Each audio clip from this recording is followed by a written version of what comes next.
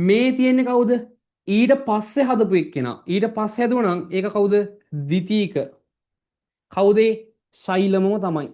ඊට පස්සේ හදපු එක්කෙනා ද්විතීක ශෛලම. මුලින් හිටපු එක්කෙනා ප්‍රාථමික ශෛලම, මජ්ජාව පැත්තට අලුතින් හදපු ශෛල ඉස්සරේ කවුද? ද්විතීක ශෛලම. දැන් මේ රතු පාටින් මම දාලා තියෙන්නේ මේ කවුද? මෙයා තමයි අර සනාල කැම්බියම. සනාල කැම්බියම. ඊට පස්සේ මේ එළියට හදපු ශෛල ස්තරය. මේ එළියට හදපු ශෛල ස්තරය කවුද? මේ සනාල කැම්බියමින් එළියට. ඒ කවුද? ද්විතීක ප්ලෝයම. මේ කවුද? ප්‍රාථමික ප්ලෝයම.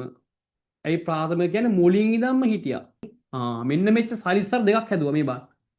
ශෛල ස්තර දෙක හැදෙද්දි කඳ මහත් වෙන්න එපා. ඒක තමයි මේ කරන්නේ. ද්විතීක වර්ධනය කියලා වෙන්නේ කඳ මහත් වෙන එක නෙමෙයි. ඉතින් කඳ මහත් කරන්න අලුත් ශෛල හදන්න එපා. අලුත් ශෛල හද මේකේ මහත් වැඩි කරනවා. ඉතින් මේ මහත් වැඩි කරාමි.